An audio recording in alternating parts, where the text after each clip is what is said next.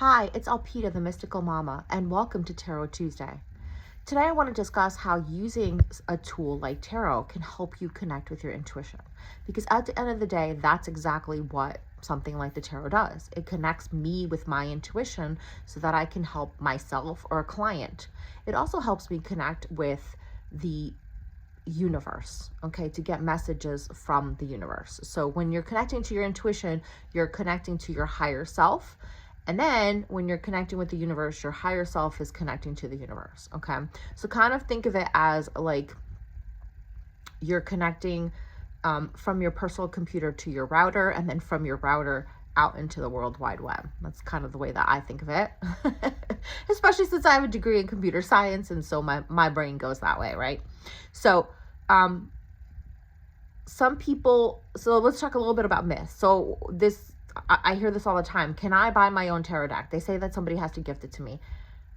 I don't think I've only had, I think, 1 or 2 decks gifted to me, or maybe 3.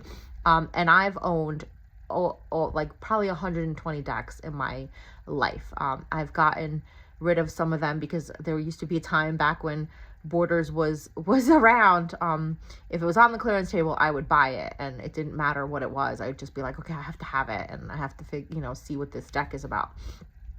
So you do not have to wait for somebody to buy it for you. However, I do want you to do your research when you're looking for stuff, okay? Don't be like, because one of my first decks, it's probably my second deck, was the Aquarian Tarot. And I was like, oh, I'm an Aquarius, so this is perfect for me, right? It happened the same thing with the Dragon Tarot. Love dragons, should buy the Dragon Tarot. And those decks did not speak to me at all. So one of the websites that I recommend is called eclectic.net. I'm going to put that in the description box below so that you can click on it. It is an amazing website where you can search for any deck, any genre you want. Oracle decks are included. There's probably over 800 decks, maybe more. And you can go and you can get reviews on there, and you can also see some pictures of the deck, okay? It's really important to see what the deck looks like. Like me, I like decks that have pictures. I don't just want Ace of Wands with just a single wand on it, okay? I am a clairvoyant. One of my gifts is being a clairvoyant, and so I need a picture. I want a picture, okay? It really helps my mind. It doesn't mean that I can't read with just the freaking single wand on it or a single pentacle. It just means that it's easier and it's quicker for me to tap into the energy when I have a picture. Like some of my favorite decks are the Roerich Tarot, which is actually out of print, unfortunately, and the Voyager deck by James Wanless, and I'll put that in the description below. You can check that out on Amazon. They're collage decks, okay? And so there's so much to see, and the point isn't to see everything. It's what is speaking to you. Maybe one day you're looking at a card and a blue butterfly is what's like speaking to you.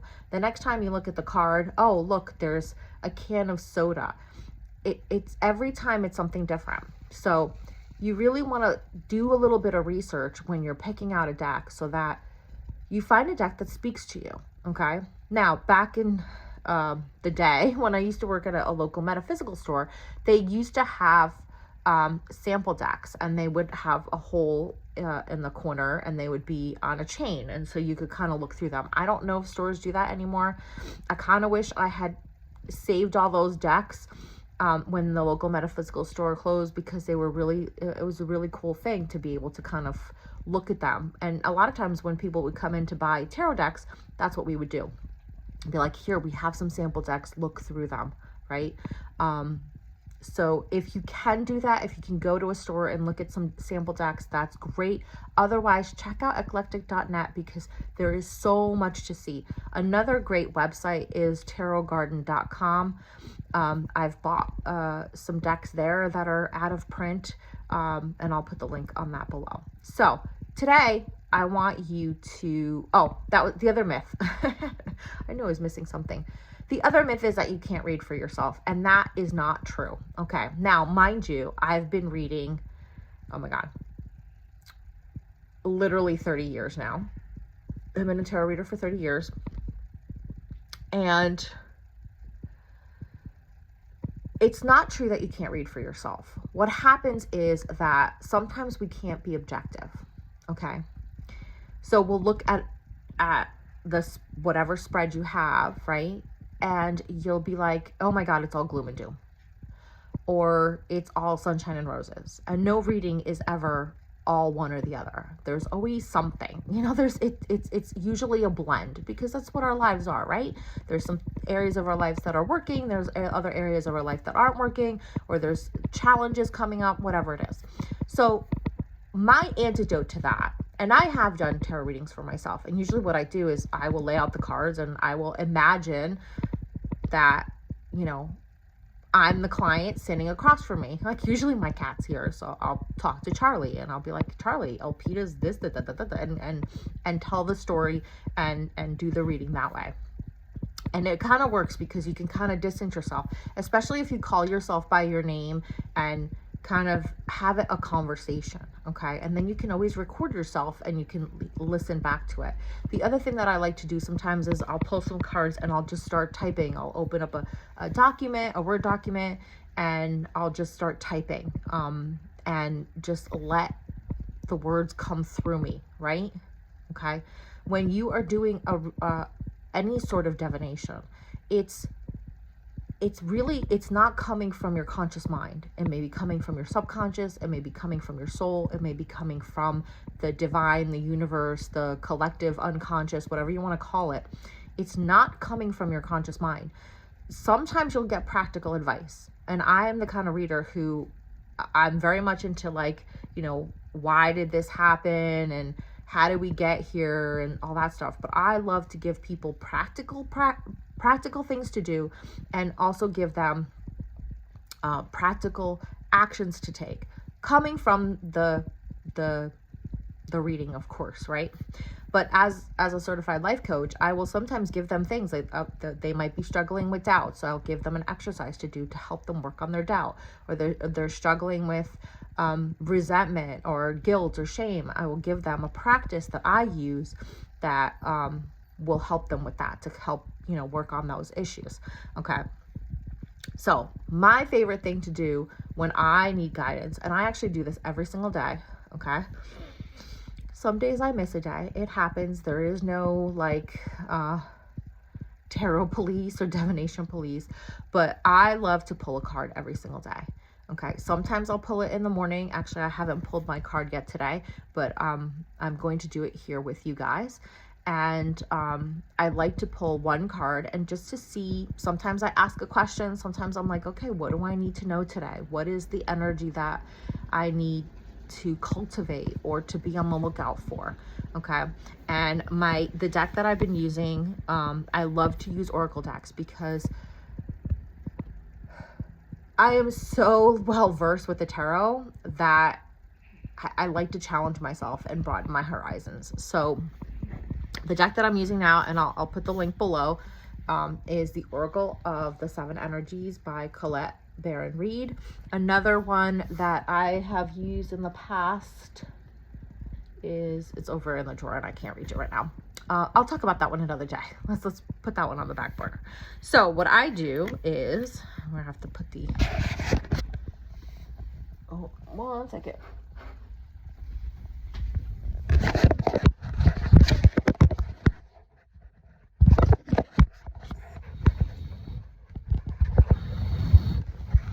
All right.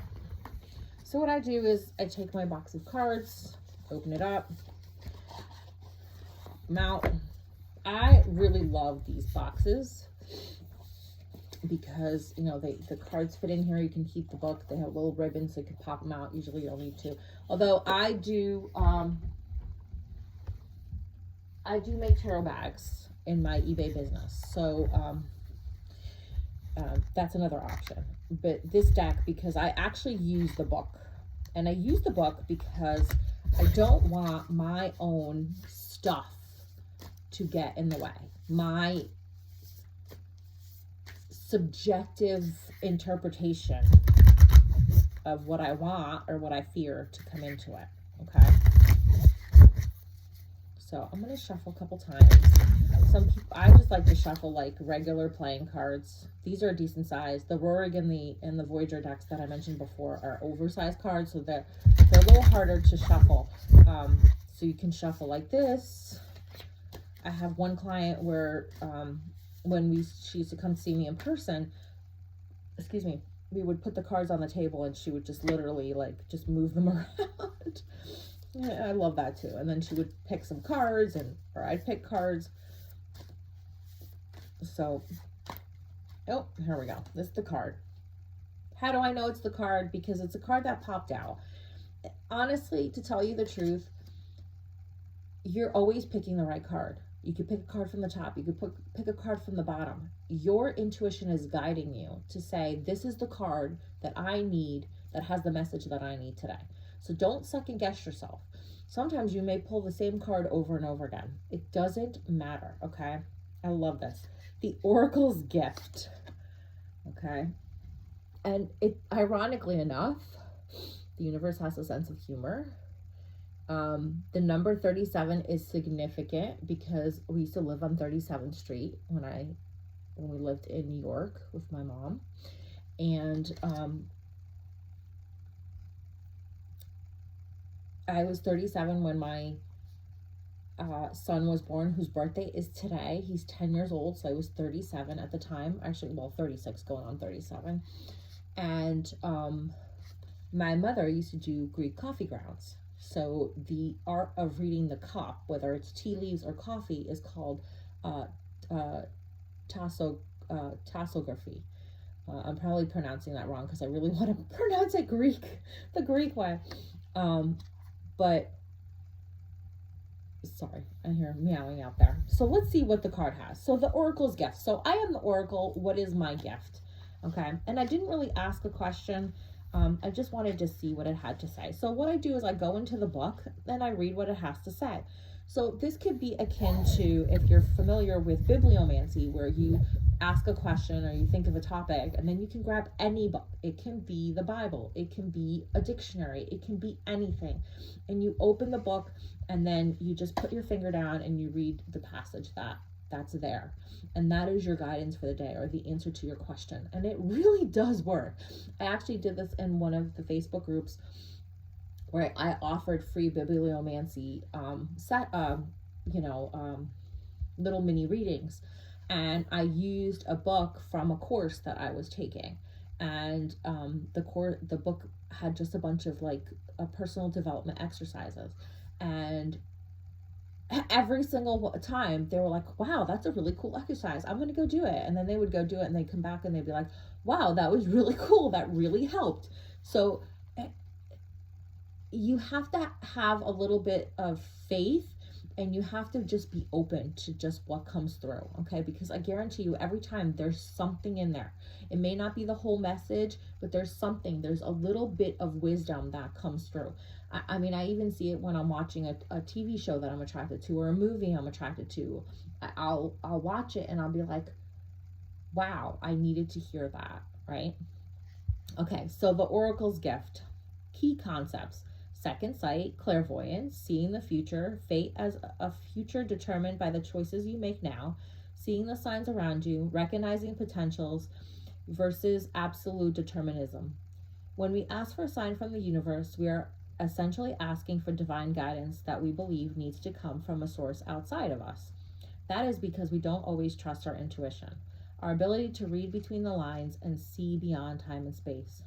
And so we ask for signs and look for a mystical reassurance that our mundane lives don't seem to offer. However, an oracle simply provides an answer that is already within us. Oracles show up in a myriad of ways. Sometimes you see a billboard or hear a song or pull an oracle card, and you get the exact message you need to support your choices or show you the way forward. Regardless of how the sign appears, an oracle is a reminder that you are part of this vast universe. You are witnessed by the great mystery and loved and cared for. It's a reminder that life is magical. You are magical. Today, trust in your own capacity to know what is right, to tune into source, and also be able to read the signs reflecting what is true and real within you. Let this oracle give you the gift of knowing that you are indeed on the right path. Repeat the mantra, the light within me creates miracles in my life. The magic is inside you, outside you, all around you, and within you. I mean, how perfect is that when I'm talking about using an oracle deck in order to provide you with a little bit of guidance, in order for you to tap into your intuition? I mean, come on. You can't make this stuff up, right? I cannot tell you how many times I've pulled cards and it's like I'll think about it at the end of the day, or I'll pull the card at the end of the day and it's like, okay, what did I need to learn from this situation that I dealt with today? And I'll pull the card and it's like, yeah, exactly. That's what I got. A lot of times, a form of, I don't even want to call it divination, because you're not always looking at the future. You're not always seeing possibilities. And when we talk about divination and seeing the future, you're seeing a possibility. You're seeing, if I continue down this road, if I make this choice, if I take this job, or I pursue this opportunity, this is a possibility of what might happen. Okay, it's like a sneak peek, it's a preview. Okay, nothing is carved in stone. Okay, I always tell that to my clients. Forewarned is forearmed. And I don't mean that in a bad way. I mean that in, like, if you don't like what you see, or the path that you're on, or the possibilities that are lying in wait for you, you have a choice to make, right? You can choose something different. One of my favorite things I love to do for clients is, especially when they're trying to make choices, trying to make a decision, is to look at their choices. I've had many clients where they're like, okay, well, I have these job opportunities, and it's like, well, or there's these programs I want to offer in my service-based business, or there's a person that I want to partner with, and so I'll pull cards and look at both possibilities, or 3 possibilities, or whatever. Like in the case of a person taking on a partner, it's like, okay, let's see what the road looks like if you keep going at it alone. Let's look at what the road looks like. Possibilities, again, nothing is carved in stone. What the road looks like if you take on this partner.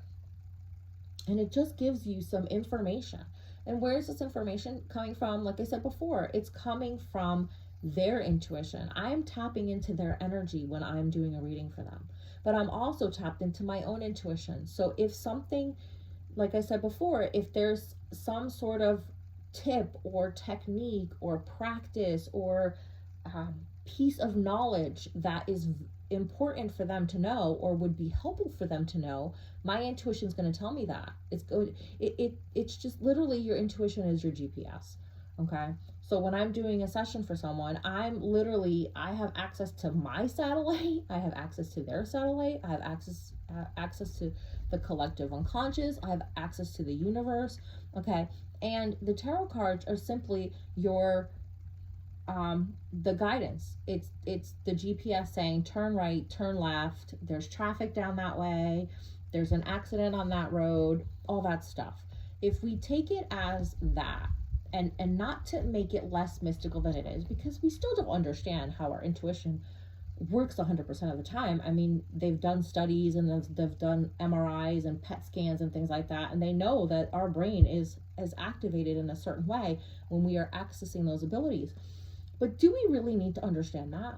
Like, I don't completely understand how my GPS works. I mean, I know I put in a destination, it connects to a satellite, it figures out where I am, it looks at, real-time maps, and then it determines, based on the information it has, which are the possibilities, right? And then it'll say to me, okay, this route is the shortest, this route will take this long, this has traffic, and I get to choose which road I want. It's the same thing with the tarot or any other form of divination. Okay, that's all I'm doing, is I'm being your GPS, or the tarot is being your GPS, or the oracle cards. They're saying, these are the possibilities that are in front of you. These are the gifts. There's a gas station on this route. There's a shopping mall on this route, right?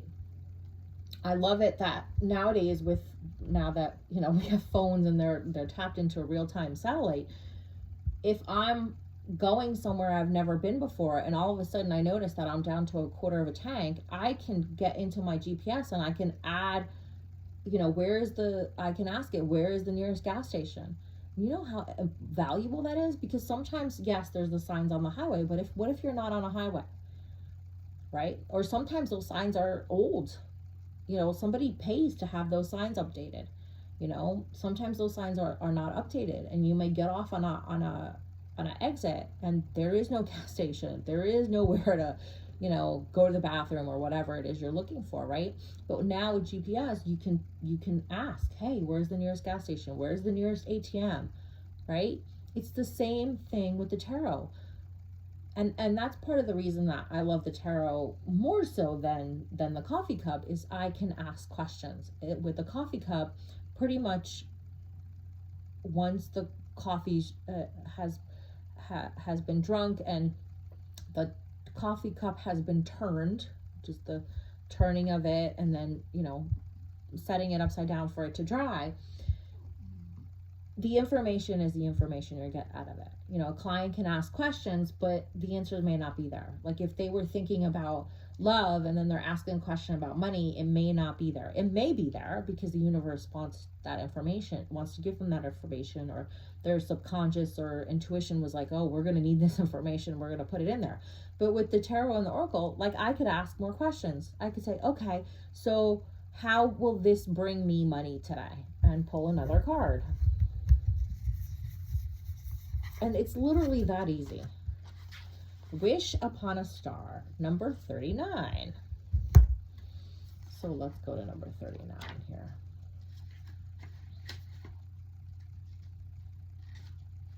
And this is what I do. Like I'm looking at the card.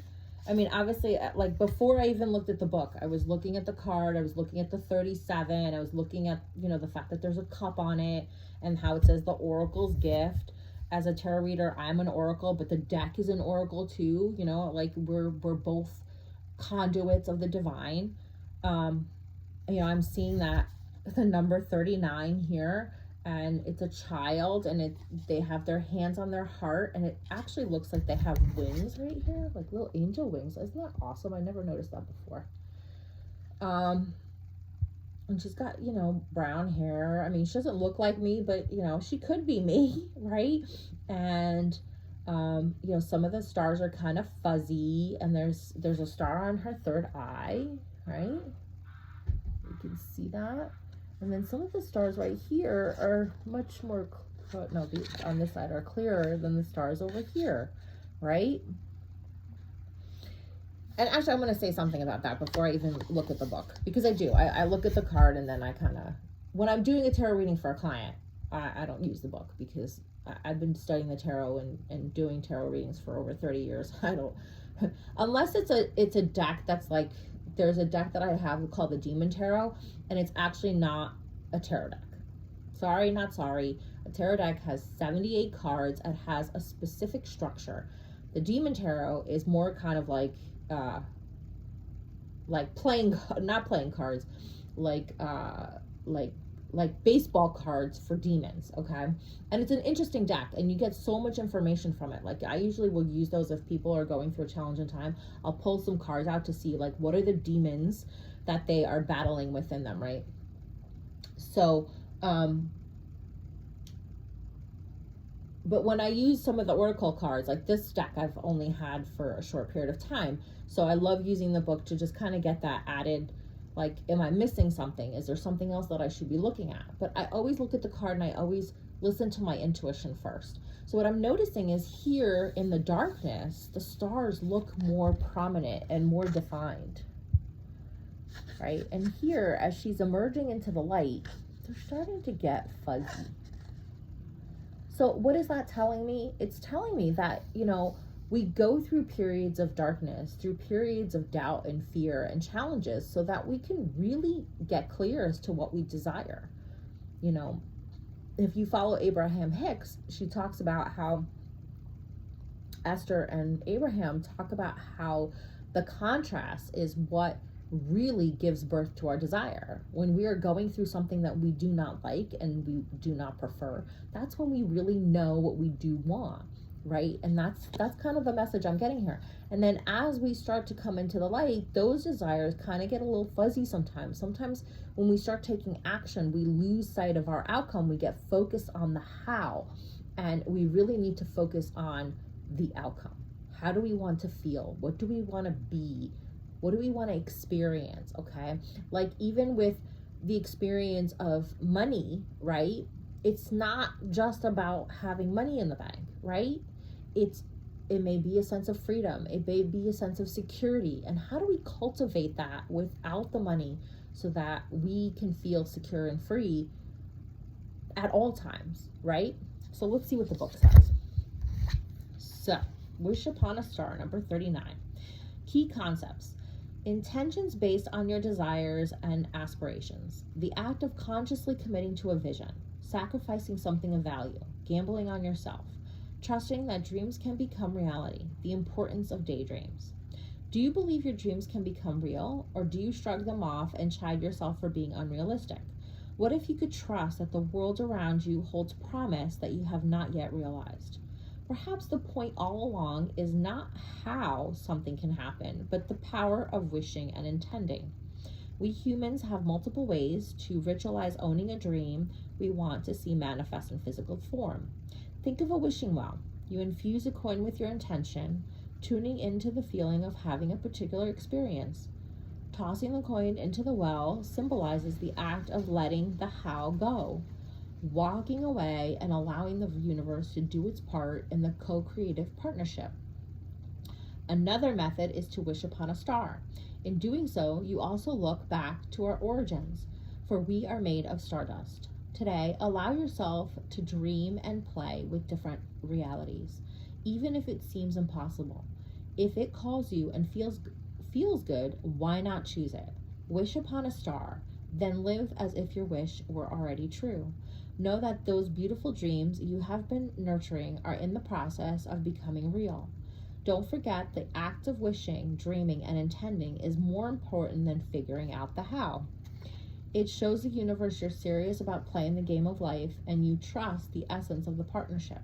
Remember, every dream you believe in and hope for is a call to a twinkling star. The answer will come, sometimes swiftly, sometimes slowly. No wish is ever wasted.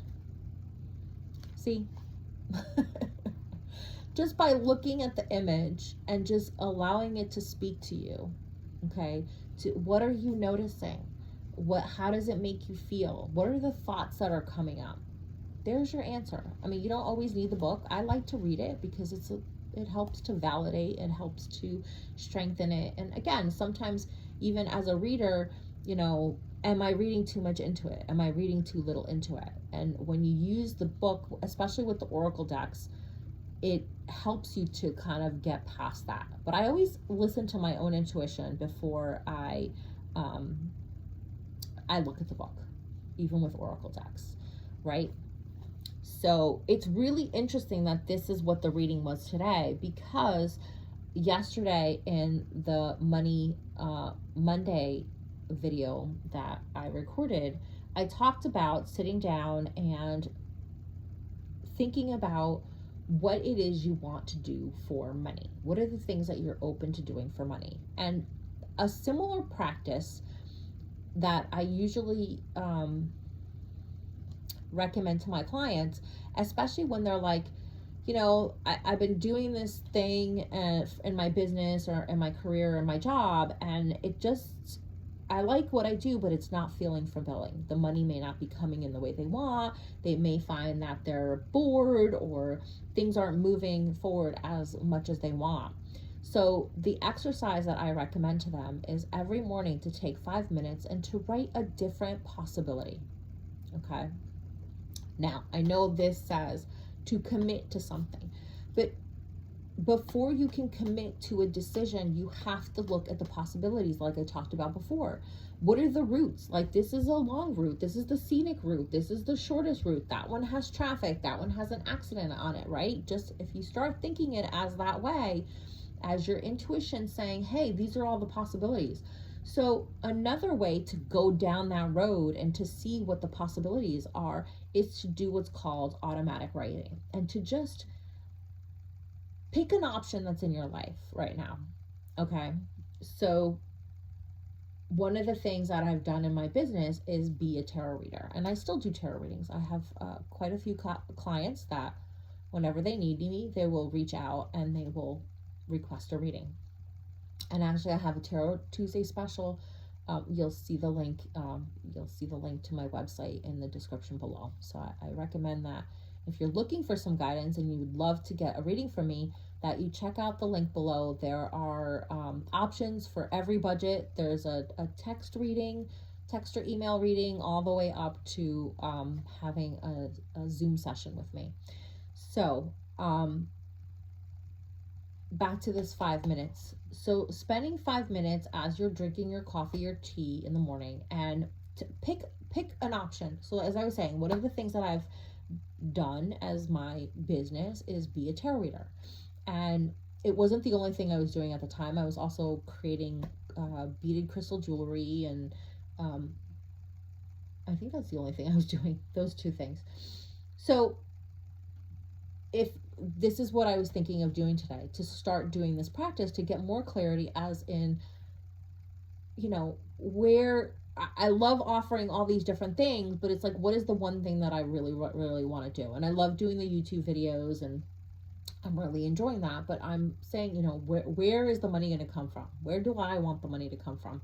So with that intention, I would sit down and I would, every single day, I would pick one of the things that I've done in the past and say, okay, so if I just committed to tarot and I did nothing else, and as you can tell, I do life coaching in my tarot. I do business consulting in my tarot. I will do feng shui in my tarot. I will bring astrology into my tarot. I do all sorts of stuff in my tarot. In any of the modalities that I practice, it's not strictly that one thing. If I feel like I need to bring something else in, I don't limit myself, okay? The prices are based on that. It's based on, you know, you're going to get every tool I have that you need. Like, you're not going to get everything in a session, but you'll get all the things that you need, regardless of the fact that it's a tarot session or a feng shui session or a life coaching session. If in a life coaching session, you know, you're having a hard time getting clarity, I'll pull cards. You know what I mean? There's no like, you came in for this session, you're just going to get that. You're going to get exactly what you need and want. So if I were to do this 5-minute exercise on tarot, is I would say, okay, I'm only doing tarot, which, if you know me, I can't just do one thing. So let's say I was like, okay, let's go back to just doing tarot. I would write, what does that look like? Well, in order for me to just do tarot, I would have to have so many clients at such a price point. Okay, I would have to have this. I would do this. This is what it would look like. And, you know, whatever. Just write that story, and don't write it from, when you start writing, doing automatic writing. And all automatic writing is you're allowing your intuition to come through. You're allowing your subconscious to speak. You're allowing the universe to speak through you. Okay. You're allowing all those parts of you to be heard, okay? And you can do this with any question, okay? In the beginning, it will be some logical stuff, okay? Like I said, I would need so many clients at such a price point every single week in order to make the money that I need for my my lifestyle, right? And then as you keep writing, as I would keep writing, more stuff would come in. Okay. So it's important to just allow, to not judge it, to just let the pen go. Okay. And I love writing. I love the physical experience of writing paper to pen. Okay. Putting pen to paper. I mean, another option you can do is you can record yourself like this, and you can talk out loud. And you could be like, okay, if I just were a tarot reader and I did nothing else, you know, well, one, I would be bored. I can tell you that right now. Plus, I have all these tarot bags I've made. I have all this fabric I bought because I love to sew. I have all this jewelry I've made. Like, you know, that's where my mind would go first. And then as I kept going, I'm sure I would get other insights. So this is an exercise that you can do instead of the oracle, or in addition with the oracle. So it's like, okay, wish upon a star. What should I be wishing for? What is the thing that I want to be wishing for? And actually, So that 5-minute experience can be done on what is it you wish? What is it that you wish your life would look like? And you can write it, and then at the end of it, I usually burn it, or you can crumble it up and throw it away. And then tomorrow, do another one. So maybe tomorrow I would do like, well, if I just did life coaching, what would that look like? And then maybe the next day, if I just did feng shui, what would that look like? Or maybe you want to move. You're looking to change towns or cities or state or countries. Well, what would my life look like if I moved to Greece? What would my life look like if I moved to Pennsylvania? What would my life look like? Whatever, right? And just allow your intuition to come in. And what's going to happen too is some of your fears will come through. And that's really important too, because once you see them, again, forewarned is forearmed. As you see those fears and those doubts, you can be like, oh, I didn't even know that that's what I was thinking. Right? And you can't deal with these things unless you're aware of them. Like if the fear is like, okay, well, if I move to Pennsylvania, I don't really know many people. Although I went to school in Philly. So like if I lived in the outskirts of Philly, I know a couple of people. Have a friend that still lives there, right? She was born there and she still lives there. I know that for a fact, right? So, well, I'd have my friend Jen. So you can go down that road. And I'm an Aquarius. We are at the same time very introverted and very extroverted. I would make friends. You know, I would start going back to those places I went to when I went there for college, and I'm sure I would meet people. I would, whatever. You know what I mean? And you can start to like allay those fears in you. It's like, okay, well, that's just silly because I know people, right? Or like if the thing is the money, it's like, oh, where would I get the money to move? Well, it's like, okay, well, I don't know. You can ask your intuition. Okay. So it's a great, powerful exercise. And so is using the Oracle cards. A lot of people, the Oracle cards come in so many different genres. Even the tarot cards, like there's baseball tarot and there's Starstruck tarot, and there's like every genre that you can think of.